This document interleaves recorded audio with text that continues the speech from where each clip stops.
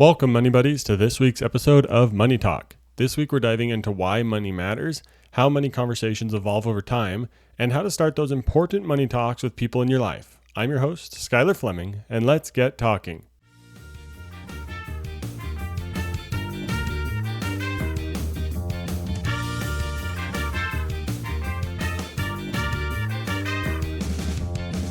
So as we're getting into today's episode, I want to make a quick plug for Financial Planning for Young Adults. It's a new podcast that I just launched, and it's going fantastic. But I'm excited for today's throwback episode with one of my favorite interviews with Matt and Joel from How to Money. Today, I'm bringing you a throwback to one of my favorite conversations from the Money Talk archives. In this episode, we're going to talk about why talking about money really matters and how those conversations can naturally evolve over time. You'll hear us discuss how money talks feel awkward at first, but when we actually open up about money, we remove the stigma around achieving our goals. Our conversation explores how our focus shifts from just the nuts and bolts to the really fun stuff, like what kind of life do you want to live, how to find balance, and what money can actually do for you. Whether you're looking to start a money conversation with friends, with your spouse, or you're just thinking about your own goals, this episode's packed with practical ways to make those money talks feel natural and empowering, which is such a great place to be, right? Plus, you're going to hear how everyone's path looks different, and that's exactly how it should be. All of our financial journeys, financial paths, whatever you want to call it, they will look different, and they're going to shift and adjust over time. When you get started, you're going to be really in the nuts and bolts, and then when you get going for a few years, you're going to say, how can I craft the life that I want to live? But with today's throwback episode, we're going back to the old style where I talk about the money talking points after the interview, so make sure to stick around for some great new money talking points for this episode. But today's Money Buddy is Matt and Joel from How to Money. I am sure if you're listening to this show, you have probably heard of How to Money. This episode was a few years ago when they barely had over 700 episodes, and they are well past that now on their own show, but this is going to be a great throwback interview, and you're going to learn a lot from Matt and Joel. And this week's Money Talking Points are: how has your view on money changed over the years? 2, what money podcasts or books are you interested in right now? And 3, how would you spend your time if money wasn't an issue? With those money talking points in mind, let's get talking and welcome Matt and Joel from 2023 back to the show. Hello, everyone. Welcome to today's interview. I'm really excited for this one. I have Matt and Joel from How to Money, which is a very, very big personal finance podcast. I know I've been listening for years, so I'm sure if you're listening to this podcast, you've heard of them before. But Joel, would you go ahead and introduce yourself for everyone? Hey, I'm Joel, co-host of the How to Money podcast, and I've been a personal finance nerd for many, many years. So to get to nerd out with you, Skylar, is a joy. Yeah, we're really excited for this one. I'm super pumped. Matt, how about you? How did everyone get to know you? That's right. Yeah, my name is Matt Altmix. Joel and I, we started the podcast originally, Poor Not Poor. So coming up, I guess we're getting close to 6 years. So as an individual, just nerded out on personal finances out of necessity, starting my own business and finding a need to initially budget because we weren't making any money. But then over time, they start to make a little bit more, have more of an ability to spend your money. But yeah, Joel and I started the podcast both out of a love for personal finances and achieving some of those goals that we had. Awesome. Yeah, that is a long time, 6-7 years that you guys are going on. That's crazy. You've been talking about it for a very long time. And I think the thing that's fun for me to listen to all these other podcasts is it's very often, like you said, just a passion that you dove into. It's something you learned and just had to, out of necessity, figure out. And now you're sharing and talking with everybody. Why do you guys think it's important for everyone to talk about money or listen to people talk about money too? Ooh. I think the less we talk about it, the more it gets the better. No, not at all. Oh, okay, I gotcha. Yeah, the more we sweep it under the rug, the more we make it this taboo thing, the more people tend to feel shame about their ignorance on such an important topic. And the thing is, like, you weren't taught about money in all likelihood. Definitely not through the school system. Although more and more school systems are starting to make it a personal finance class in high school mandatory, which we think is great. And you also likely weren't taught via your parents. And so if nobody taught you anything about it, you probably shouldn't feel like a complete buffoon that you don't know anything about money, right? And so that's why people should listen to podcasts like this one, right? So that they're able to get that education and be self-taught. But the more we kind of make it this, oh, can't talk about that. Oh man, don't talk about religion, sex, or money. As long as money stays within that triumvirate of things that you're not allowed to talk about, it's going to continue to cause people shame when they start to think about how little they actually know. And shame isn't really helpful in moving the ball forward. Yeah, absolutely. Matt, what are your thoughts about having everyone talk about money? Why do you think? Because I think the education is an important part of it, but what else do you think about why it's important to talk about money? Yeah, just to normalize it, right? So the more of an ability we have to talk about something, and then folks start to see their need to learn more about how it is that they should handle their money, right? Regardless of where you live, globally, like money, it's the medium of exchange, right? And so the ability for us to then learn how it is that that we can handle our personal finances in a better way is going to, like I was sort of saying, allow us to achieve not more larger sums of money, but the ability to achieve some of those different personal goals that we might have. And that's what's so awesome about it too, is the different goals that we strive after, they can vary as much as the individual. And I think that's what's so cool about it. Like, we kind of talk about it from a foundational standpoint, the kind of the nuts and bolts, but then beyond that, it can look like whatever it is that you want it to look like. Yeah, I love that money is such a unique thing. And one of the common sayings I've been adding to my vocabulary is that money is more than just math. Because if it was math, we could just calculate it all out. We'd have it all figured out. Like, if we were robots and it was just math, heck, we're out of a job tomorrow, right? Yeah, so exactly. But there's human emotions, right? There's so much else involved when in those money conversations and in the way that we process it, and it is relational, it is emotional, it has all of these other unique qualities. And so when we talk about money, when you talk about money, you got to kind of incorporate all of those things into the conversation. It can't just be like 2 + 2 = 4, because people are like, yeah, I get that part of it. it's all those other parts that I have a hard time with. Yeah, there's so much more to it. And I think the conversation's coming around to those other aspects lately. In the last couple of years, it's really been like progressing to the point where money isn't the end, it's a tool sort of thing. Those conversations are doing great. But how have you guys, in your time doing the podcast, seen money evolve, your money conversations evolve from the beginning till now?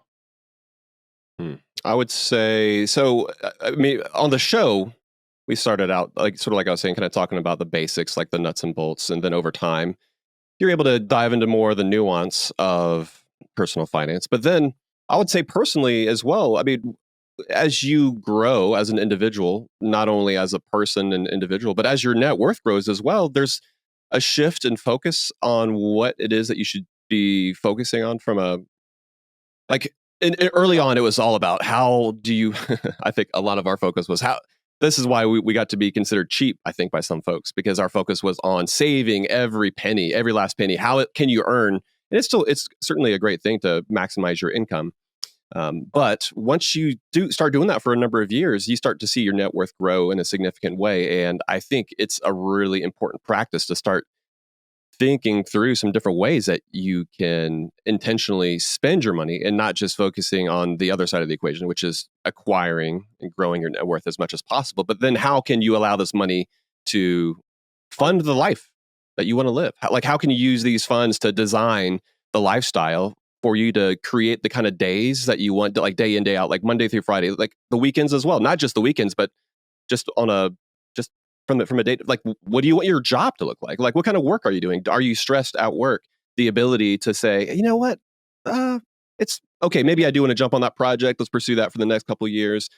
But then after that, the ability to say, I want to be able to spend some more time doing whatever passion project that I've got lined up. Or, oh man, my kids, I've got 4 kids at home. I've only got 15 more years before I'm an empty nester, which is crazy to even think about, but I'm looking ahead.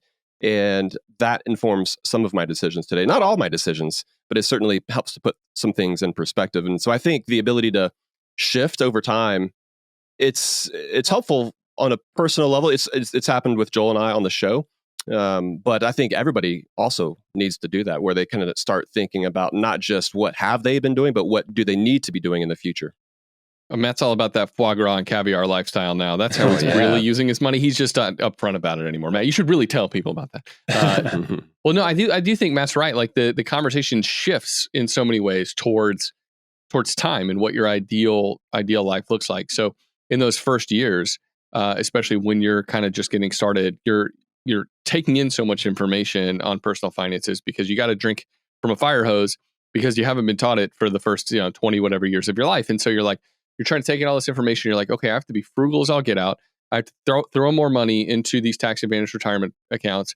I've got to build up a little bit of a savings nest egg over here too. And you're really just, you're kind of, for Matt and I, we're buying rental properties too as a way to kind of grow our net worth and grow our cash flow.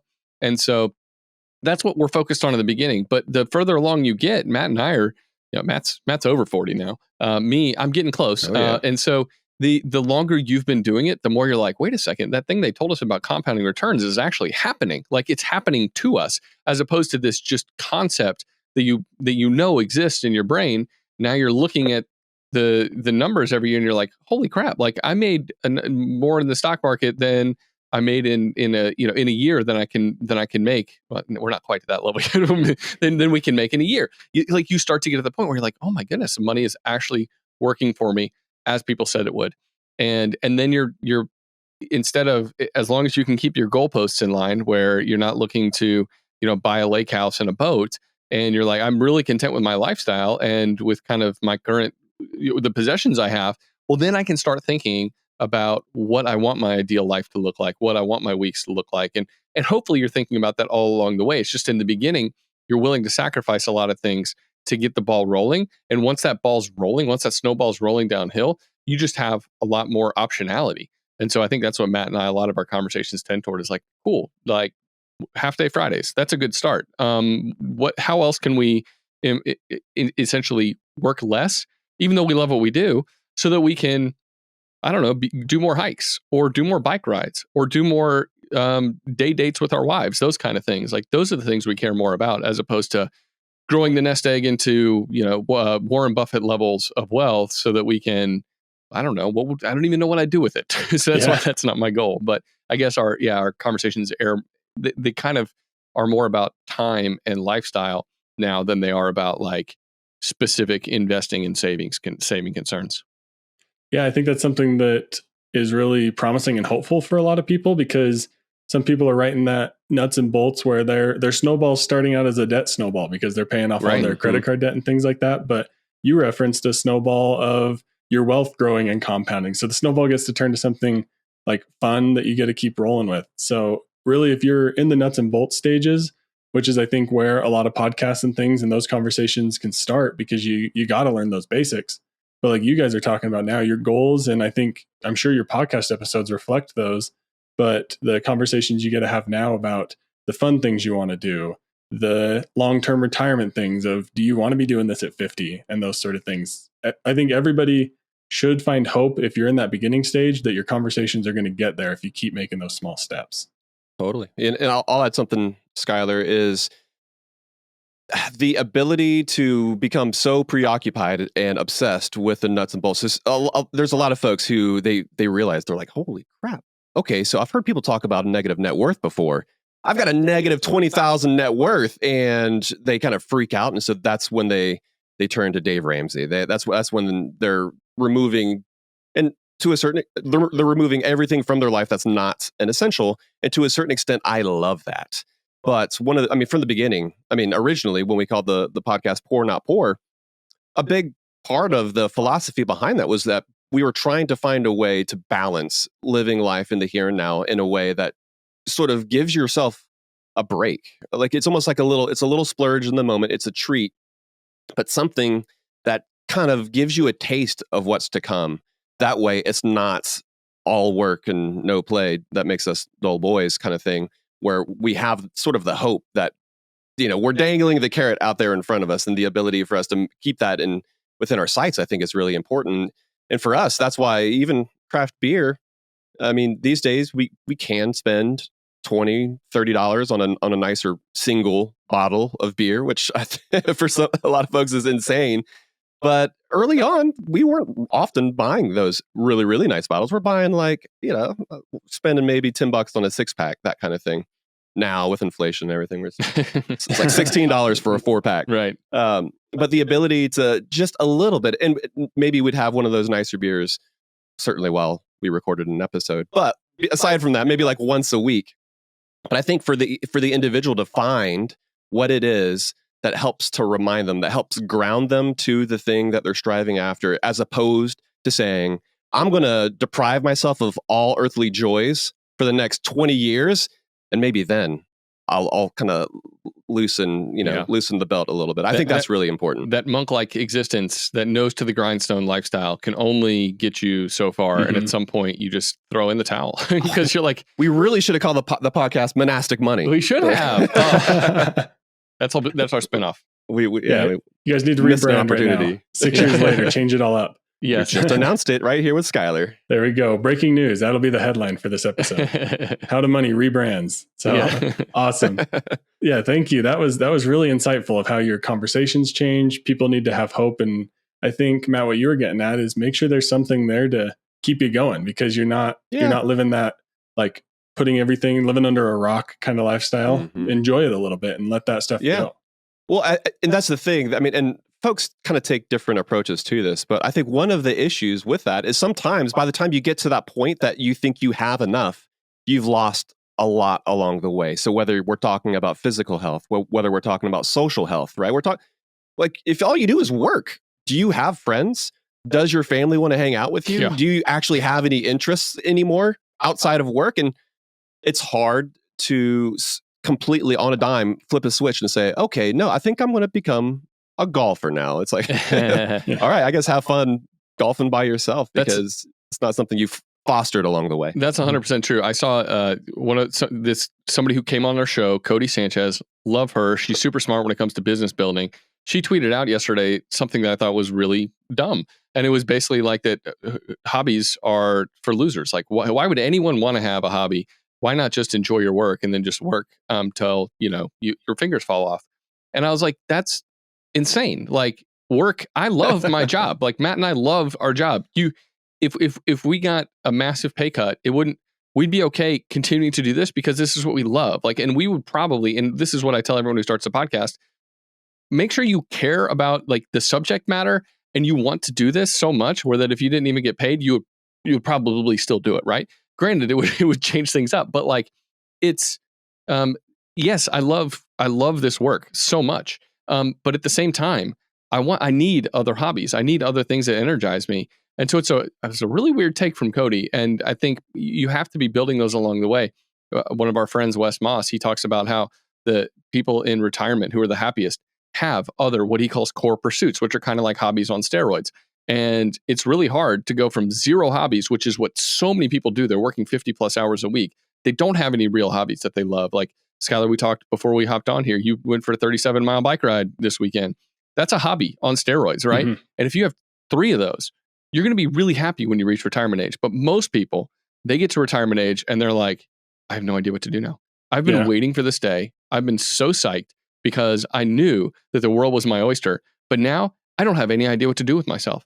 And they waste away quickly because they don't have any real purpose or vision or mission for their life.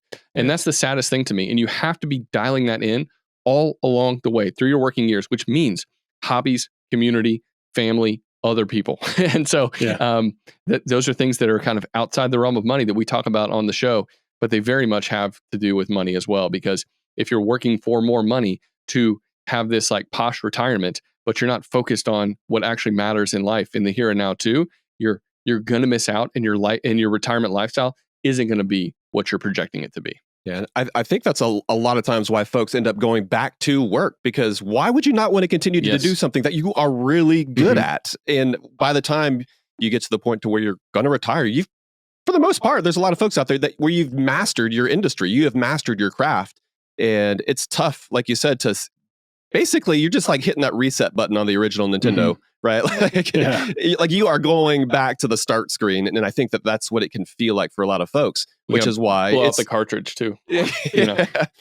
But the ability, all of these things resonate, and which is are things that we try to point folks towards. But. Yeah, that's all the stuff that's beyond the math that we talked about right in the beginning. Mm-hmm.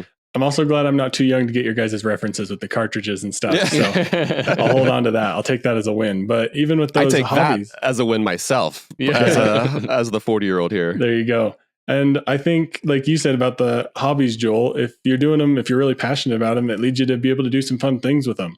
Like I've this podcast is a hobby of mine. It's a passion project, and I've got to talk to you guys, which is awesome. I've got to talk to been on Stacking Benjamins, so there's a lot of cool things you get to do in that space once you start getting involved, and it just leads to even more and more of a fun time. If you like to do bike rides, then maybe you're slowly training and you never really thought of doing a big race, but then when you're ready to retire, like, hey, let's go on some of these 100-mile races or longer, because you get to see some crazy cool things. So if you're sprinkling that in, you're going to get to a place where your hobby is just becoming so much fun and just becoming, it's just really driving you, which is where you get that good transition from work instead of having to hit that reset button.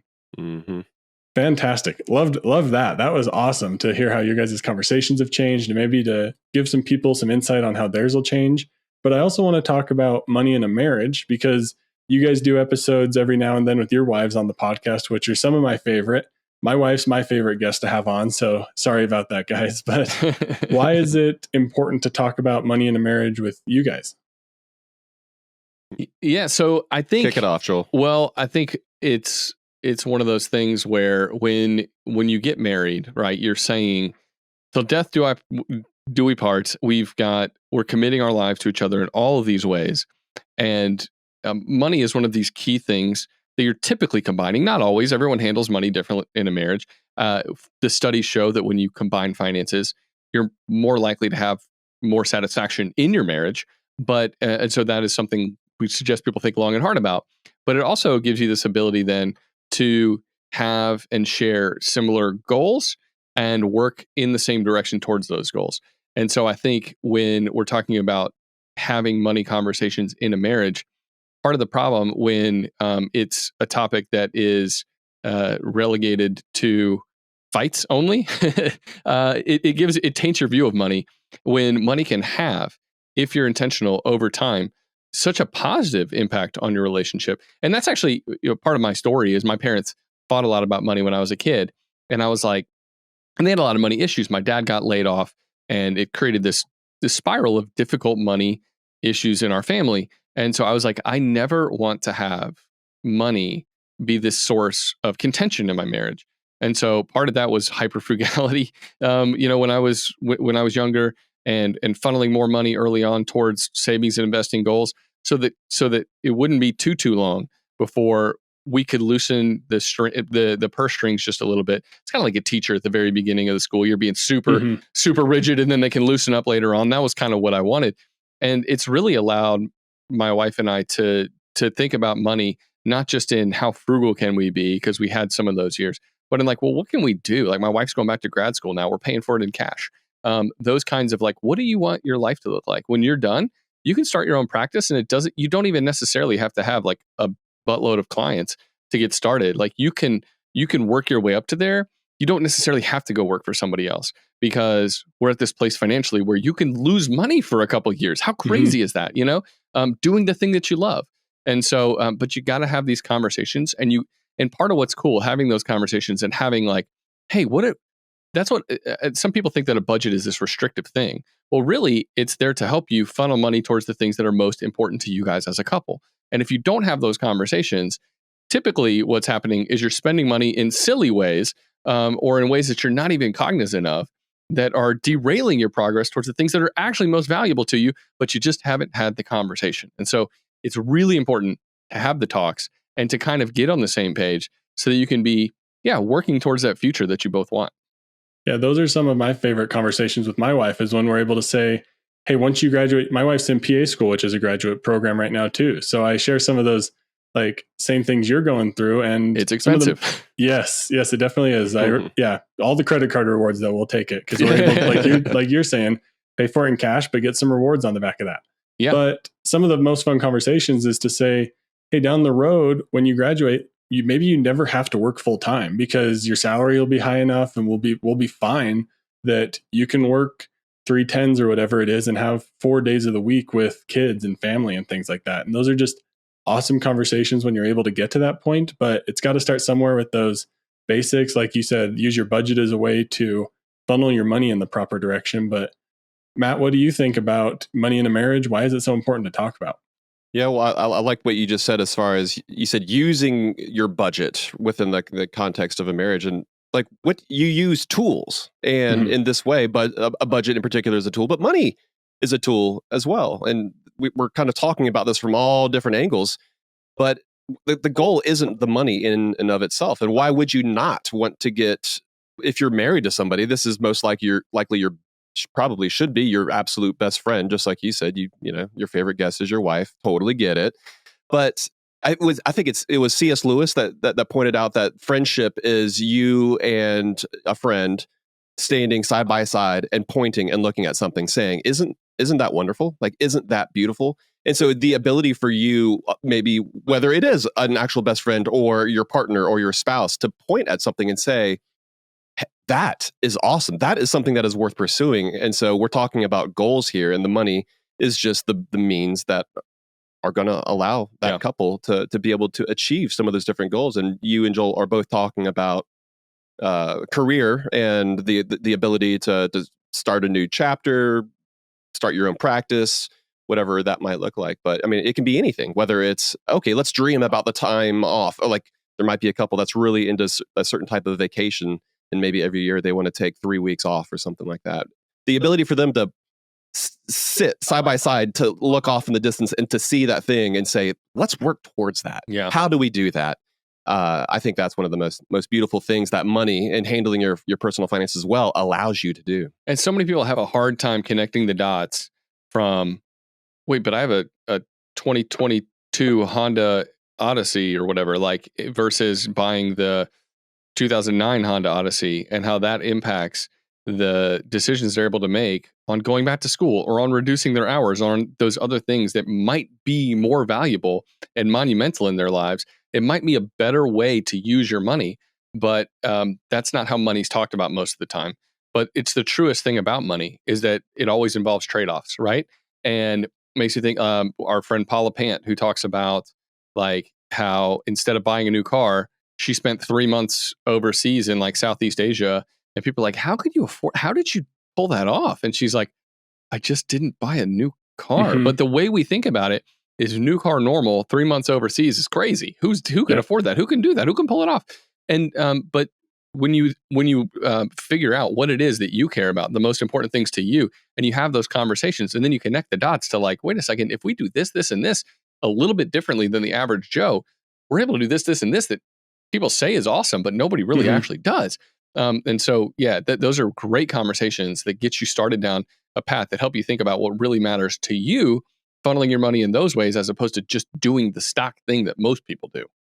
Yeah, the car conversation is a great one, because like you said, all it took was not having a car payment, which if it's a brand new car is $600, $700, $800 a month, which you can funnel that money in a lot of great ways. But I would say take those, like you said, take those things that you can do slightly better than the average Joe, and then do the things that you want to do a lot better than the average Joe, because they can't even do them. So I love that. Look at something you can point to and set that target, and then make those slight adjustments on the thing that everyone else is doing, and change your normal, so to speak. But let's talk about your guys' podcast a little bit, which I'm sure a lot of people have heard about, which is fantastic. What is some of your main financial ideas you've learned in your time podcasting?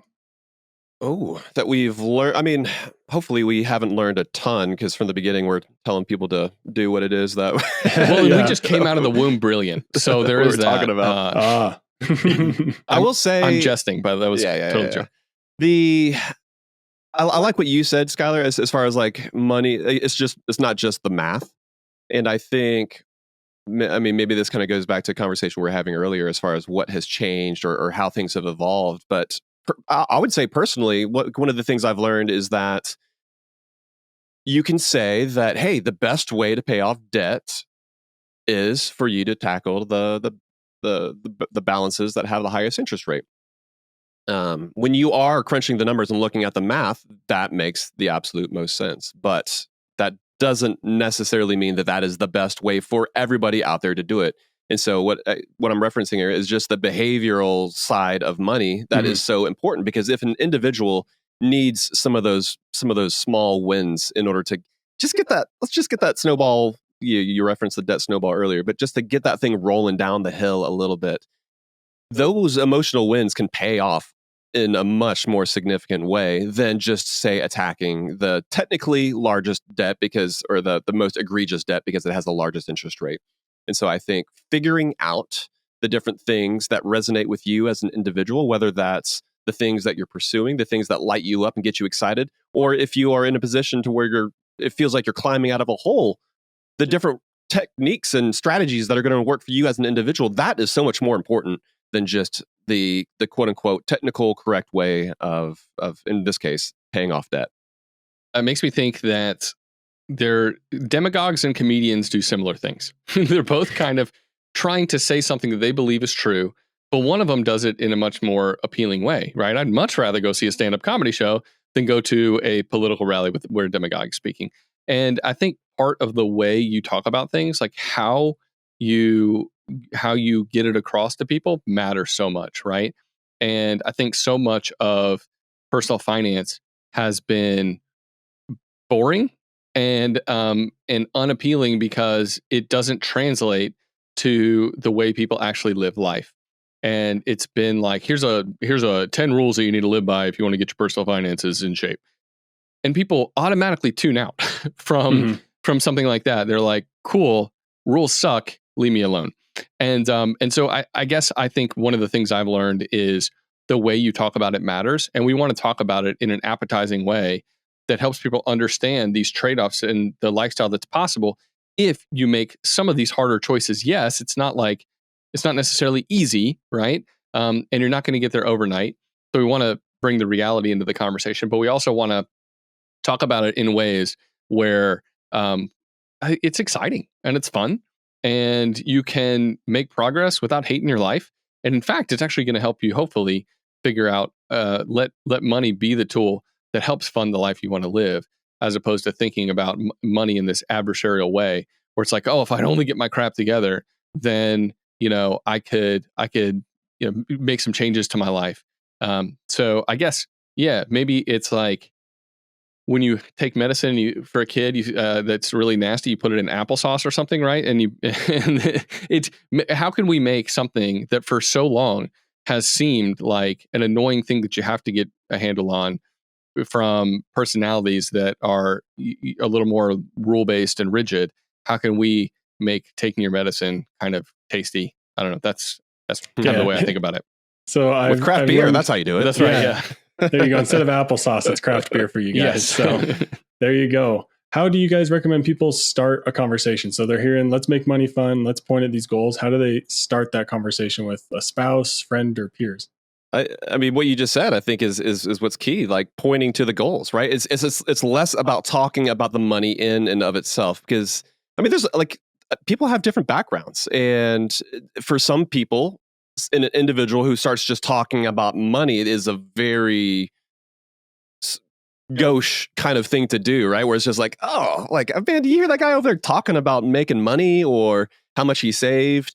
For a lot of folks, they're like, oh, cool, that's, savings, that because that's tied into the whole consumption part of our brains. I think there's a lot more people where that's appealing, but certainly the making side of money seems to be, and certainly how much money you have is not a very widely received sort of topic. And so I think the ability to then talk about the goals, the tertiary things that money allows us to do, I guess they're not tertiary, they're like the primary things that money allows us to do. And then folks are then asking the question, well, how do they get to take all that time off and go travel? How are you able to say no to that client when everybody else is having to basically bow and do whatever it is that they say? It's like, well, because we don't necessarily need the money. We're not trying to shoot ourselves in the foot, but you get to a certain point, and we talked about this on a recent episode. So like there's varying degrees of financial independence, and not necessarily from like folks will talk about barista fire or fat fire. Like we kind of talked about it in the freedoms that it allows you to have. And so when it comes to like credit card fi, right? So the ability to weather some small inconveniences, but one of those is the ability to, what we called was like sabbatical fi. And that's even beyond the risk of losing your job. But for somebody to intentionally say, man, I'm kind of getting tired of this. I'm actually going to take maybe an entire year off to completely reimagine what it is that I want to do with the rest of my life rest of my time here on this earth. And again, folks are going to say, how the heck are you on some sort of government like dole? Yeah. Like how are you, like, what is going on? But when you have taken the correct steps, made the right moves with your money, it gives you that flexibility. And I think for a lot of folks, that would be incredibly appealing. It's just that early on, folks, I think oftentimes aren't really asking those questions because they're, once you have a steady paycheck coming in, you've made more money than you've ever made before, and you're kind of just thinking about fun ways to spend it in the here and now. You're not necessarily looking off into the future. But regardless, I think that's how, right? It's about what the different things that money can do for you. I think focusing on those things, whether it's, and for some folks, maybe it is a bigger house, but for a lot of folks, I think it's as you get older, you realize you want to have more control of your time. And I think that can be incredibly appealing for a lot of folks. Yeah, find that goal, start talking about that. Like you said, the nuts and bolts are kind of the last thing I would say to come. Like the goal is the first thing you need to start talking about, and then you can work down from there and break it into smaller pieces. But Joel, what do you say about how you start these conversations? Do you have anything else to add? I think some practical ways to do it are to, let's say you've just read a really interesting book or a podcast or something, like you're listening to this podcast and you're like, man, there's this one seed kernel of a thought that germinated in my mind and set something off. I'll make that a topic of discussion for people get together, they have theological discussions or they have political discussions. Why not have like a interesting finance discussion with some of your friends based on like this kernel of a thought that's really kind of taken hold in your mind? And you can be like, hey, listen to this podcast episode or read this book, and then let's come together and have a discussion. I think that's one really good way to do it. And so, yeah, I do think talking about goals is great, but and you can also use, I don't know, like maybe a struggle you have, like, hey, housing prices do seem kind of crazy right now. What do you guys think? Renting versus buying? Like, where's your head at? Are you like you can have a conversation about that. You don't have to say, because there are some personal finance conversations that you probably need to know somebody a whole lot better before you get into. Hey, how much do you make? Or hey, what's your 401k balance? Like, those are pretty pointed, specific topics that most people don't want to answer you unless you're really, really good friends. But so you start out more general, right? Like, what's your 401k match like at work? Do you guys get a good match? Or and then you might find out that some of your friends are like, what's a 401k? Right? Yeah. And so I think there's ways to have the conversation without getting too personal, but to kind of say, hey, I've been kind of thinking about this. I'm kind of going down this nerdy personal finance route. I'm trying to get this stuff together. Is this something you think about too? And I think that's an easier way to bring up the discussion. There are other ways I think that, again, probably are a little less appetizing to your friends. They might be like, yeah, don't really want to, that shuts down the conversation. But there are ways that you can ask a thought-provoking question, or like, hey, this feels like an obstacle for millennials right now. Home ownership, is this, where's your head at on this? Like that can prompt a great combo. Yeah. Keep it general. Don't dive into the specific numbers. That'll overwhelm people, is what I often say. Keep it general. Talk about those broader topics, and then you become closer friends. You get more comfortable about money, and then you can get into those specifics of saying, hey, here's my interest rates on my credit cards. How do you think I should pay these off? And then you can get into the numbers. So fantastic. In case someone hasn't heard about your guys' podcast, where can people find you, get in touch maybe? How can they learn more about you guys? Just head over to howtomoney.com. So you can learn more about the podcast there. We've got the newsletter over there that goes out every Tuesday morning. But whoever it is that folks are listening to this podcast, Money Talk with Skylar Fleming. Yeah. You can also find How to Money. So perfect. And we should give out Matt's cell phone number here, just in case anyone wants to call him. All hours of the day and night, he's available to talk. So yeah. And Joel's social, by the way, is 266-48. Yeah, your phone number is available from 9 p.m. to 9 a.m. They can only call overnight. That's exactly right. Yeah. We don't have babies to wake us up in the middle of the night anymore, so we need your phone calls. Yes, there you go. Well, thank you both so much for coming on. This has been a blast. Thanks, Skylar. We appreciate it. Thank you.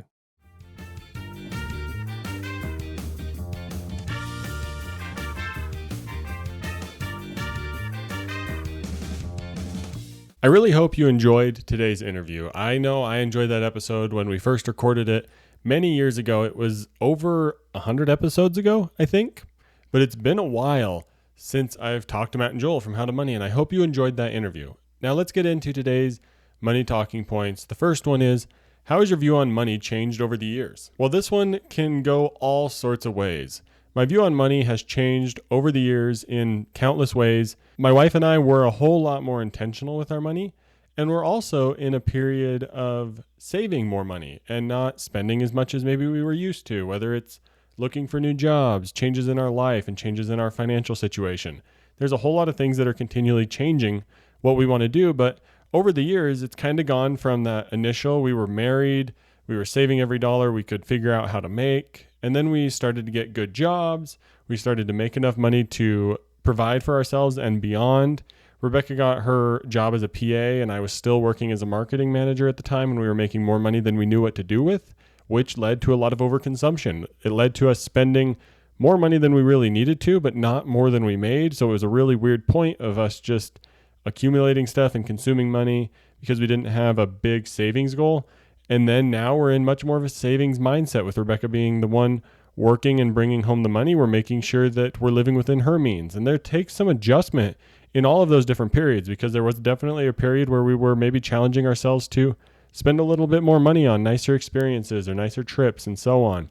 But overall, our money story and money situation has changed over the years in a lot of good ways. We've come a lot closer with money, and a lot of that is due to this podcast and me talking to so many great guests over the years and really being able to say, hey, what works for other people? What can we implement in our lives? And it's just really been a ton of fun to talk to other money buddies and hear what they think and what they have to say, and then apply that in our own lives. One of my best episodes on financial planning for young adults is one of the very first ones about how I made my wife cry about money. That was one of the major turning points in our relationship with money, is figuring out the balance between the behavioral, emotional, and logistical mathematics side of things. Because for me, it's all about the math. And then you'll hear in that story, I turned to my wife after explaining this perfect plan to pay off our student loans and invest and all of the opportunity cost in between there. And I turned to my wife and she's crying. And you'll have to go listen to the episode of Financial Planning for Young Adults to hear how that story turns out. But our situation has changed so much over the years, and we've become so much closer and so much better at managing money together. So how has your money situation changed? I want you to go on Spotify or YouTube and leave a comment. Let me know how your money views have changed over the years, even just in the last year or two since this interview was initially aired. And the second money talking point is, what podcasts or books are you interested in right now? Well, right now, I'm certainly interested in Financial Planning for Young Adults. I'm putting a lot of my time and effort into that podcast, so please go check it out. And if you know any young adults in your life who could benefit from some simple financial planning advice to help them get set up on the right foot now, please send them Financial Planning for Young Adults. Other books right now, I mean, you'll always hear me mention The Automatic Millionaire. One that I want to read is Tax Planning to and Through Early Retirement by Cody Garrett and Sean Mullaney. That's one that I want to go read, but haven't gotten yet. A couple other books recently. Retire Often is a great one. Another one that always comes to my mind is The One-Page Financial Plan. That's a book that I recently read that is good for both financial planners and for consumers of financial education to read. So I'd recommend that one. There's a couple book recommendations right there for you. Other podcasts, really just want to emphasize, please go listen to Financial Planning for Young Adults, my brand new podcast. And let me know what you think over there and consider subscribing. Let's move into our final and third money talking point here, which is, how would you spend your time if money wasn't an issue? Well, I would definitely still have this hobby of podcasting, because if money's not an issue, podcasting is definitely the place to be, because money is an issue with podcasting because it doesn't make a whole lot of money, right? Unless you're one of the top shows. It can be a bit of a challenge there.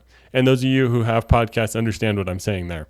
But if money wasn't an issue, I think my wife and I, we obviously wouldn't work. Like, that just wouldn't be a part of our day-to-day. We wouldn't go spend time at work. I think we would find things that are valuable to us and have an impact on our life. Like, my wife loves to craft and sew, and I think if money wasn't an issue, she would have some sort of setup where she is able to make larger projects and work on larger projects, because right now money is a little bit of a tighter issue. So we aren't able to just buy whatever fabric or crafting things that she wants right now. And for me, I'm not able to buy whatever tech or do whatever sort of content creation that I want to, or all sorts of different things that we have going in our mind, because we are thinking about money. So if it wasn't an issue for us, it's really just finding those goals that matter. And that's what financial planning is all about. And what I'm really trying to emphasize in Financial Planning for Young Adults is that it's all about finding those goals that matter to you and figuring out how money can get you to that point. That's what I love to help people understand and get to a point where they're comfortable with using money as a tool to accomplish their goals and values and align with their vision for their life. So if money wasn't an issue, I bet we would all just be trying to find and use our time in a way that is truly meaningful to us. And I want to leave it on that note. I hope you enjoyed today's interview. And as we wrap up this episode, this was one of my favorite episodes on the show, so I was excited to bring it back.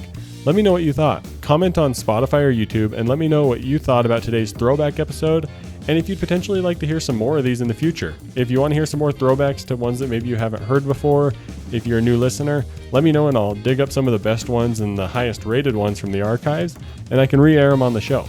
But thank you for listening to today's episode. The best way to stay up to date and connected to all things Money Talk is to subscribe to the podcast. Have a question or a comment? You can find the links in the show notes to email me or leave a comment on Spotify or YouTube. And if you're looking to get started with budgeting, sign up for a Money Talk today. I'd love to work with you and help you with your budgeting. The link is in the show notes. And if you're a young adult or no one in your life who could benefit from some great financial planning advice, check out Financial Planning for Young Adults right where you're listening to this show right now. And remember, the best way to learn from today's episode is to go and have a money talk about today's topic with a fellow money buddy.